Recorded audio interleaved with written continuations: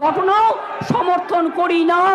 আমরা দ্রুত প্রচার চাই, আমরা শাস্তি চাই, ফাঁসি চাই।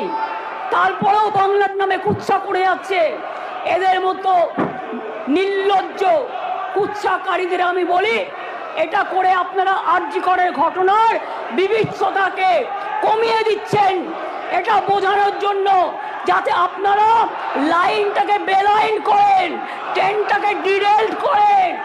আগে নরেন্দ্র মোদীকে পদত্যাগ করতে বলুন, নরেন্দ্র মোদীর পদত্যাগ চাই, তার কারণ সারা দেশের উনি জাতীয় লজ্জা। আমরা স্যার অমানবিক ঘটনা নিয়ে ওরা রাজনীতি করে, বিচার চায় না, ভারতীয় ন্যায়। সেই কারণেই দ্রুত বিচারের জন্য ভারতীয় ন্যায় সংহিতার কয়েকটি ধারায় সংশোধন করে আমরা ধর্ষণের ঘটনার অপরাধে প্রমাণে সর্বোচ্চ মৃত্যুদণ্ডের সাজা প্রস্তাব করেছি।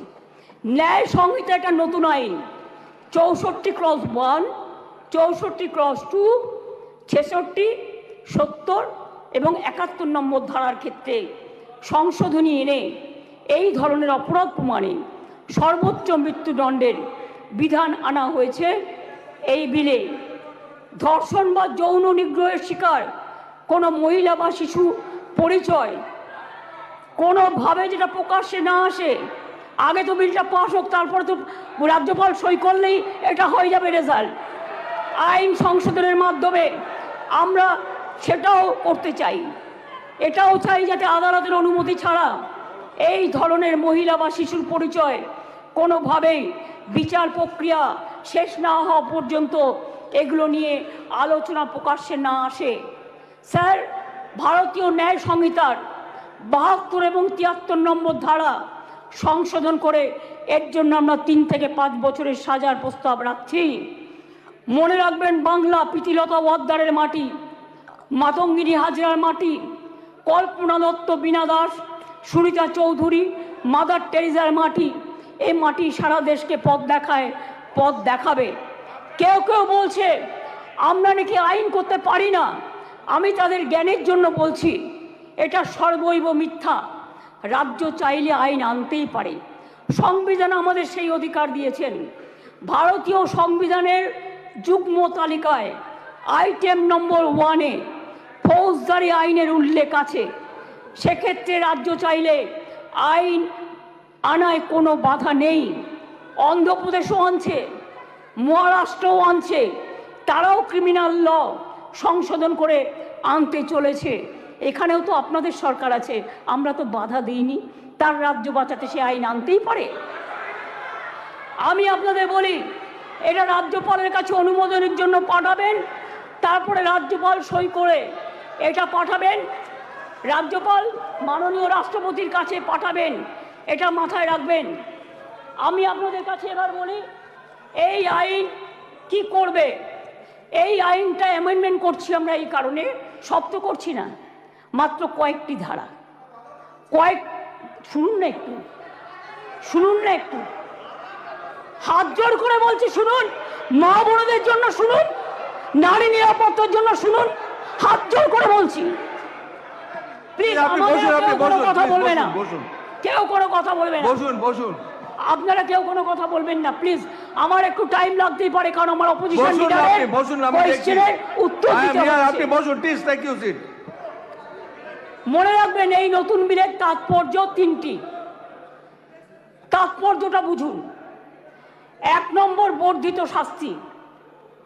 2 নম্বর, দ্রুত তদন্ত। 3 নম্বর, দ্রুত ন্যায় বিচার। নতুন আইন সুনিশ্চিত করবে যে ধর্ষণ এবং নারী শিশুর প্রতি সকল যৌন হিংসায় শাস্তি হবে কঠোরতম। ভারতীয় ন্যায় সংহিতা এবং পস্কো আইনে এসব ক্ষেত্রে যে শাস্তির কথা বলা আছে তা আমাদের আইনে উল্লেখযোগ্যভাবে বৃদ্ধি করা হয়েছে। ধর্ষণ ও গণধর্ষণের ক্ষেত্রে ভারতীয় ন্যায় সংহিতার যে শাস্তির কথা বলা হয়েছে 10 থেকে 20 বছরের সশ্রম কারাদণ্ড এবং ক্ষেত্র বিশেষে যাবজ্জীবন সশ্রম কারাদণ্ড। আমরা এটাকে করছি আমৃত্যু সশ্রম কারাদণ্ড থেকে গুরুতর থেকে ক্ষেত্রে এমনকি প্রাণদণ্ড, এইটুকুই আমরা চেঞ্জ করেছি।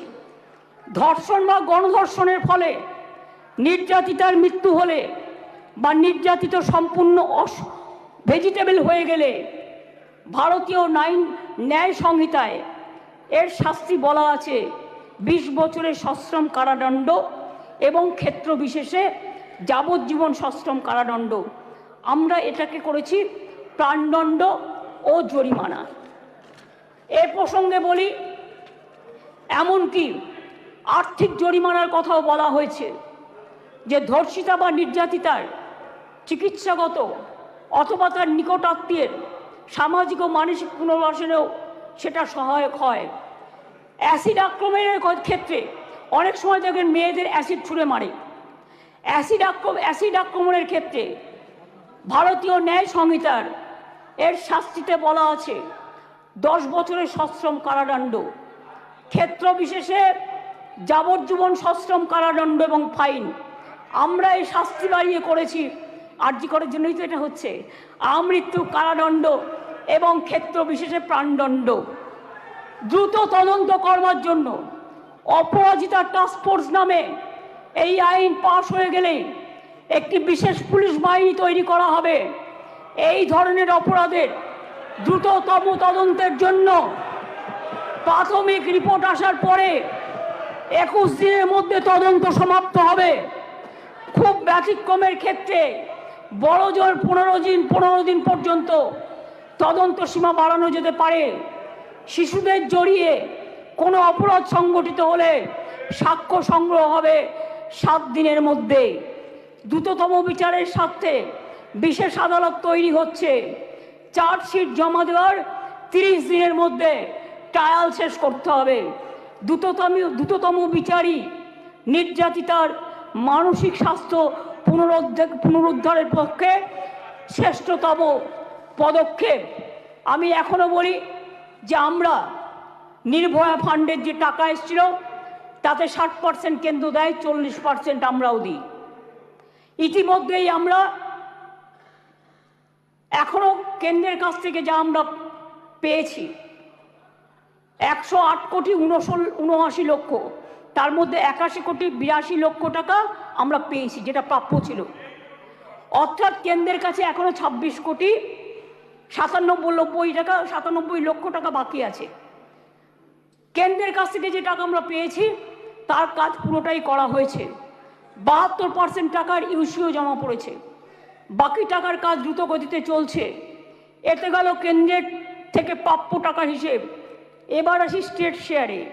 নির্ভয়াতে রাজ্য 54 কোটি 55 লক্ষ টাকা ইতিমধ্যেই দিয়েছে। এর মধ্যে 66% টাকা খরচাও হয়ে গেছে। রাজ্য এক্ষেত্রে আরও 17 কোটি 98 লক্ষ টাকা এই ক্ষেত্রে রাজ্য আরও দেবে। তাছাড়াও আমি মনে করি যে কিছু কিছু হসপিটালে, এটা ফ্যাক্ট, আগেকার দিনে তৈরি হয়েছে মেডিকেল কলেজগুলো, কিছু ডাক্তার কিছু নার্সদের যাওয়ার জন্য যে রাস্তাগুলো আছে গাছে ঢাকা বা অনেকটা খালি, এগুলো আমরা করিনি, অনেক দিন দীর্ঘদিন আগেকার। কিন্তু আমি অলরেডি হেলথ সেক্রেটারিকে ডেকে বলেছি, প্রিন্সিপাল সেক্রেটারিকে, প্রত্যেকটা রাস্তা তোমরা চেষ্টা করো কভার আপ করার, যেখান দিয়ে নার্স মহিলা ডাক্তাররা যাতায়াত করে বা অন্য ডাক্তাররাও। হয়তো একটু টাইম লাগবে, কিন্তু আমি 100 কোটি টাকা দিয়েছি, এর জন্য স্যাংশন করেছি আমরা। সিসিটিভি লাগাও সব জায়গায়, এবং যে জায়গাগুলো কভার করবে সেখানে আলো দাও। এছাড়াও যেখানে রেস্টরুম নেই সেখানে রেস্টরুমও করে দাও।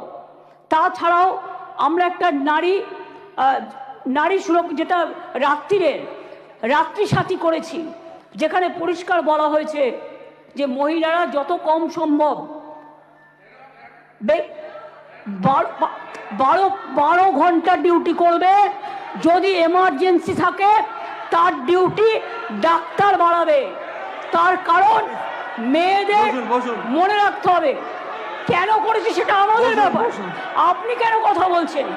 আমরা এই কারণে করেছি মেয়েদের সুরক্ষার জন্য। যারা রাতে কাজ করতে চায় তারা allowed. We don't have any problem. Please listen carefully. Carefully, please listen carefully. রাত্রিরে যারা কাজ করবে তাদের ফুল প্রোটেকশন দেওয়ার জন্য, রাত্রিরে যদি কেউ কাজ করে তাদের ফুল প্রোটেকশন দেওয়ার জন্য এই রাত্রি সাথী করা হয়েছে। এবং হসপিটালগুলোর কাছেও আমরা বলেছি, স্কুলগুলোকেও বলেছি, আইসিডিএস সেন্টারগুলোকেও বলেছি, মিড ডে মিল সেন্টারগুলোকেও বলেছি সঠিক পদক্ষেপ নিতে। এবং মনে রাখবেন, এই বিলটি এখানে পাশ হওয়ার পরে মাননীয় রাজ্যপালের কাছে যাবেন। তিনি তাড়াতাড়ি এটা পাশ করলে এটা রাষ্ট্রপতির কাছে যাবে। রাষ্ট্রপতির কাছে গেলে এটা আইনে পাশ হবে, এবং এটা আইনে পাশ হলে এটা একটা ইতিহাস হয়ে থাকবে এবং সব রাজ্য এটাকে আগামী দিন মডেল করবে, মনে রাখবেন। আর প্রধানমন্ত্রী করতে পারেনি বলে আমরা করেছি। প্রধানমন্ত্রী, আপনি দেশের লজ্জা, আপনি মেয়েদের প্রোটেকশন দিতে পারেন না, তাই আপনার পদত্যাগ দাবি করছি। স্বরাষ্ট্রমন্ত্রীর পদত্যাগ দাবি করছি, বিজেপি মন্ত্রীদের পদত্যাগ দাবি করছি, রাজ্যে যে মুখ্যমন্ত্রীরা আছে পদত্যাগ দাবি করছি। আর অপোজিশন লিডার গুলি চালাবার কথা বলেছেন, তাকেও পদত্যাগের দাবি করছি। আমি এইটুকু বলে সবাইকে ধন্যবাদ জানিয়ে আমার কথা শেষ করছি। অনেক অনেক ধন্যবাদ। জয় হিন্দ, জয় বাংলা। মেয়েদের জয় হোক, নারী শক্তির জয় হোক, অপরাজিতারা বিচার পাক, আর জি করে দোষীদের ফাঁসি হোক, এটা আমরা চাই।